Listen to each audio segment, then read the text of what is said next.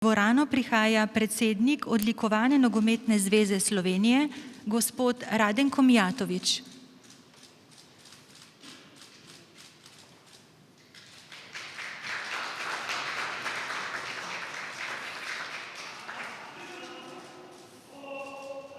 V dvorano prihaja predsednik Republike Slovenije, Borut Pahor.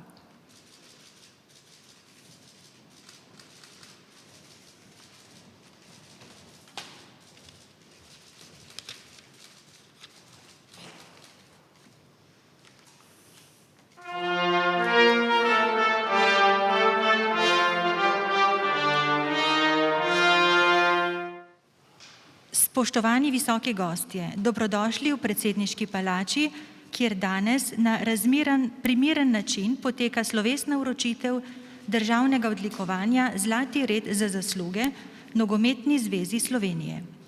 Vabim predsednika Nogometne zveze Slovenije, gospoda Radenka Mijatovića, da se pridruži predsedniku Republike Slovenije. Predsednik Republike Borut Pahor je izdal ukaz o podelitvi odlikovanja Republike Slovenije. Za zasluge za uveljavitev nogometa v Sloveniji kot množičnega in vrhunskega športa prejme ob 100-letnici delovanja Nogometna zveza Slovenije Zlati red za zasluge.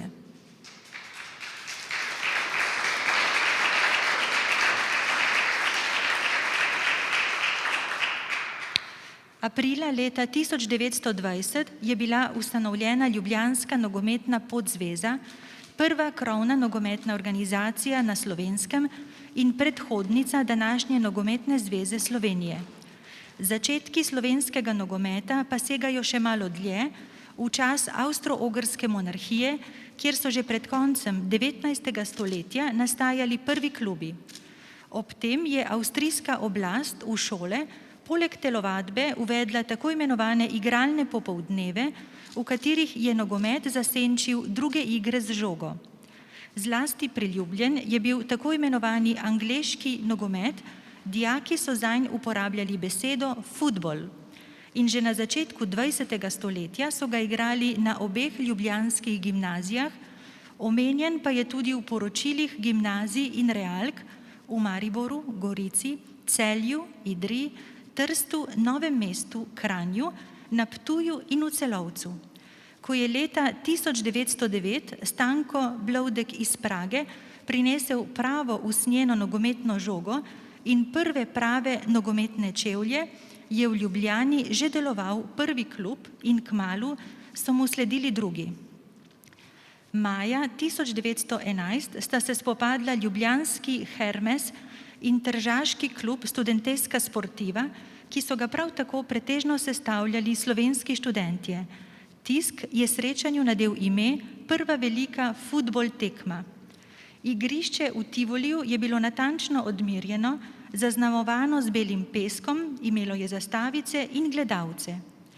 Ljubljana je vriskala, je pisalo v časopisu in povsod na slovenskih tleh, zlasti v Mariboru in Celju, so nastajali klubi, medsebojna srečanja pa so v letih pred Prvo svetovno vojno že dobila ritem ligaških tekmovanj. Leta 1913 sta se v Ljubljani pomirili Ilirija in praška Slavija. Tekma se je v zgodovino zapisala kot življenjska tekma predvojne generacije ljubljanskih nogometašev. Zbralo se je 4000 gledalcev in poti nazaj ni bilo več.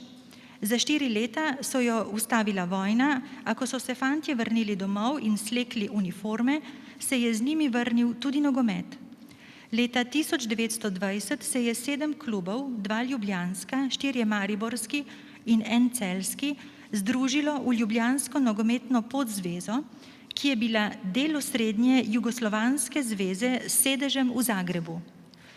Kmalu zatem so izpeljali prvo slovensko nogometno prvenstvo in dobili najboljšega strelca, Stanka Tavčarja, ki je postal član jugoslovanske reprezentance in z njo nastopil na olimpijskih igrah leta 1920 v Belgiji. Tavčar je za dolga desetletja ostal edini član slovenskega kluba v jugoslovanski reprezentanci, ki se je leta 1930 svetovnega prvenstva v Urugvaju vrnila z osvojenim 4. mestom. Po koncu druge svetovne vojne je bila maja 1948 Nogometna zveza Slovenije obnovljena, življenje se je vrnilo v društva in klube in nogomet se je vrnil v šole in na travnike, a še nekaj 10 let je bilo potrebnih, da so se nadarjeni slovenski nogometaši uveljavili v jugoslovanski reprezentanci in v svetovnih klubih, imena kot so Brane Oblak v 70-ih, Marko Elsner v 80-ih in Srečko Katanec v 90-ih letih prejšnjega stoletja nas s ponosom spominjajo na tisti čas. Osamosvojitev Slovenije pred skoraj 30 leti je spremenila vse. Slovenija je takrat dobila prvo samostojno reprezentanco in še istega leta so naši klubi zaigrali v slovenski nogometni ligi. Prvo uradno tekmo je slovenska reprezentanca odigrala v Estoniji junija 1992. Julija istega leta je Nogometna zveza Slovenije postala članica Mednarodne nogometne zveze, v žrebu za evropski pokal pa so sodelovali 3 slovenski klubi. Slovenija je v kvalifikacijah za veliko tekmovanje prvikrat nastopila v bojih za evropsko prvenstvo 1996 in že v drugem poskusu je tudi uspelo. Na svoje prvo veliko tekmovanje, Evropsko prvenstvo 2000 v Belgiji, se je prebila po dodatnih kvalifikacijah, odločilni gol v zasneženem Kijevu je novembra 1999 prispeval Milan Pavlin. Največje zasluge za uspeh pa je imel Zlatko Zahovič, ki je dosegel 8 od 12 zadetkov Slovenije v vseh tekmah. Maribor se je leta 1999 kot prvi slovenski klub prebil v Ligo prvakov. Na prelomu tisočletja se je pisala slovenska nogometna pravljica. Uvrstitev na svetovno prvenstvo 2002 v Južni Koreji še danes razumemo kot čudež. Reprezentanca, ki jo je vodil Srečko Katanec, se je pridružila svetovnim velesilam. Takrat je lahko vsakdo spoznal navdihujočo moč nogometa, saj smo v Sloveniji govorili samo še o tem. Narodova samozavest je po prvem desetletju v lastni državi s tem dosežkom dobila novo potrditev, naši ljudje pa nove nacionalne junake. Slovenija gre naprej, so postale 3 mogočne besede. Slovenski reprezentanti so začeli dobivati priložnost igranja v najmočnejših tujih klubih, kar je za mlado državo tudi na ta način umeščalo v evropski prostor in hkrati prispevalo k preporodu domačega nogometa. Vzporedno z uspehi reprezentance pa se je začel na trdne temelje postavljati slovenski nogomet nasploh. Ne le kot tekmovalna disciplina, temveč tudi kot način druženja in odraščanja mladih, kot vadnica fair playa in upoštevanja pravil in kot šola navijaške privrženosti.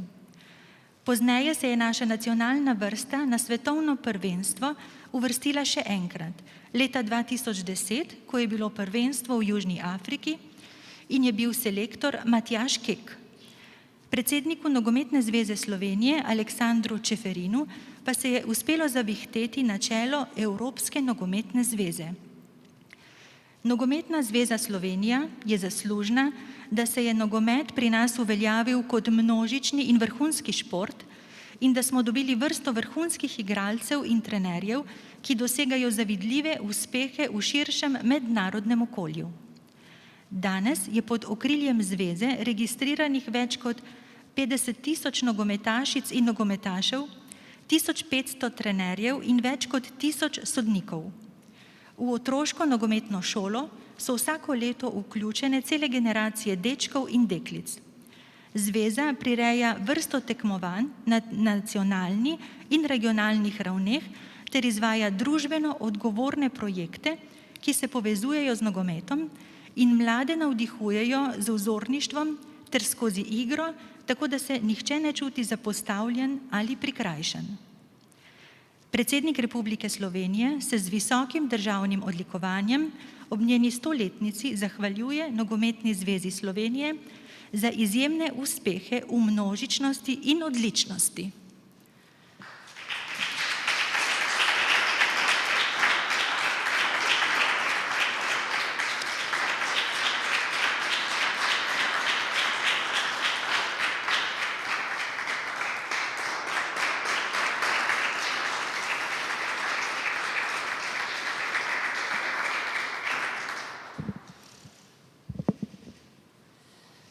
Spoštovani predsednik Republike Slovenije, gospod Borut Pahor, spoštovani navzoči, v imenu Nogometne zveze Slovenije, v imenu 55.000 registriranih nogometašic in nogometašev, več kot 3.000 strokovnih delavcev v trenerski in sodniški organizaciji, v imenu množičnih,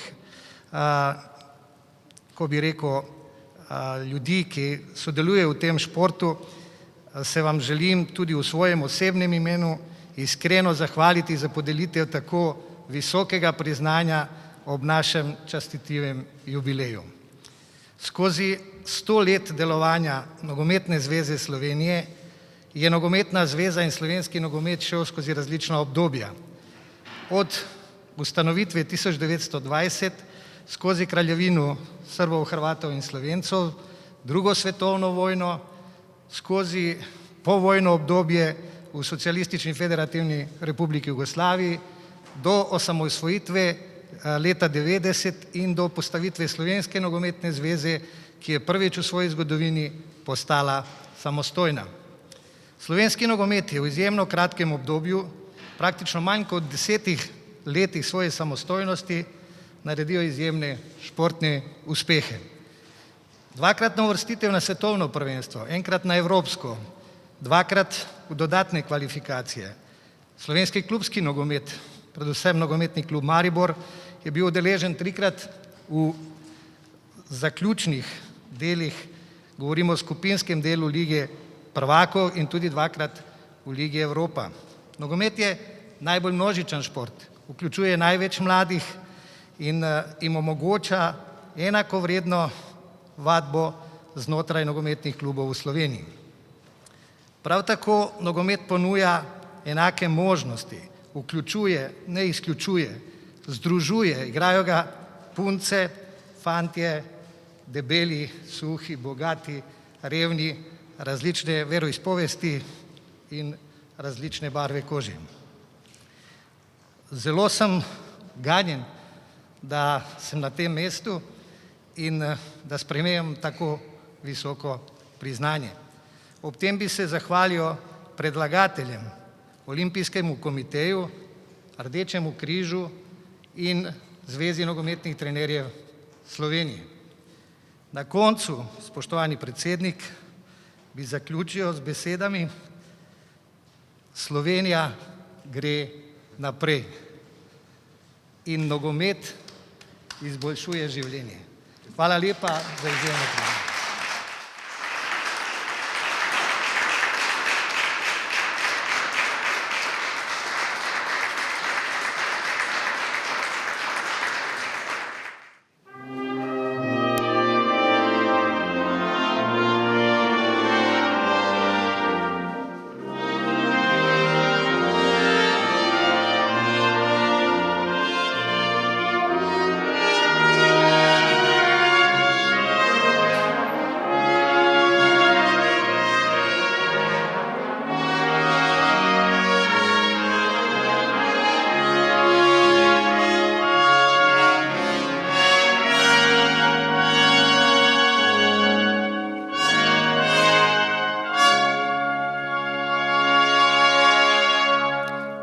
Hvala lepa, s tem je današnja slovesnost zaključena.